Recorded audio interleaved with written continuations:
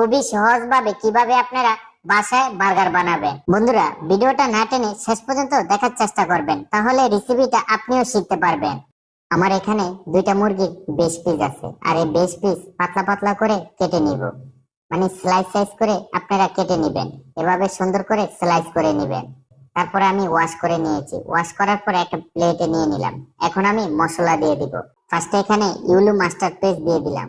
এটা হলো টিস্পুনের 1 চামচের মতো দিয়ে দিলাম। তারপরে এখানে আদা রসুন দিয়ে দিলাম টেবিল স্পুনের 1 চামচের মতো।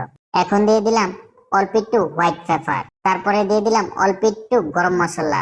এখন দিয়ে দিলাম স্বাদ অনুযায়ী লবণ। লবণের পরিমাণটা অবশ্যই কম দেওয়ার চেষ্টা করবেন। এখন দিয়ে দিলাম অল্প একটু জিরার গুঁড়া। তারপর এখানে দিয়ে দিলাম অল্প একটু ধনিয়ার গুঁড়া। এখন দিয়ে দিলাম অল্প একটু চিকেন পাউডার।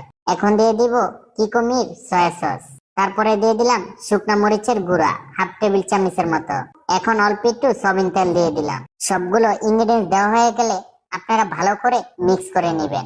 আপনারা চাইলে আধা ঘন্টা 1 ঘন্টার জন্য রেখে দিতে পারেন। চিকেনটা অবশ্যই আপনারা ভালো করে মিক্স করে নেবেন, আর আপনাদের পরিমাণ অনুযায়ী আপনারা কিন্তু মশলাটা দেওয়ার চেষ্টা করবেন। তো ফার্স্টে একটা ফ্রাই প্যানের ভিতরে আমি অল্প একটু সয়াবিন তেল দিয়ে দিলাম।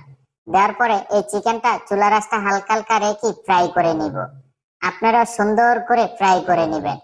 আর ফ্রাই করার সময় অবশ্যই ফ্রাই প্যানটা আগে থেকে একটু তেল দিয়ে ভালো করে হিট করে নেবেন, তাহলে চিকেনটা ফ্রাই করতে খুবই সুবিধা হবে। আপনারা চাইলে কড়াইয়ের ভিতরে সেম ভাবে কড়াইটা ভালো করে হিট দিয়ে তারপরে ফ্রাইটা করে নেবেন।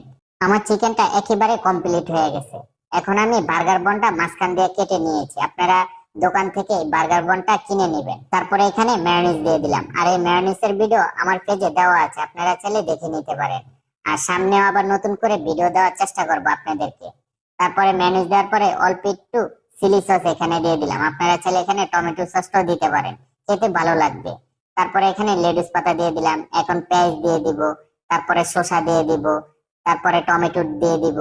এই সবজিগুলো আপনারা অবশ্যই বার্গারে দেওয়ার চেষ্টা করবেন, তাহলে বার্গারের টেস্টটা দ্বিগুণ হয়ে যায়। আমার বার্গারটা কিছুক্ষণের জন্য একটু গরম করে নিয়েছি ওভেনের ভিতরে, আপনারাও চাইলে গরম করে নেবেন। বন্ধুরা, ভিডিওটা ভালো লাগলে অবশ্যই একটু লাইক কমেন্ট শেয়ার করে দিবেন।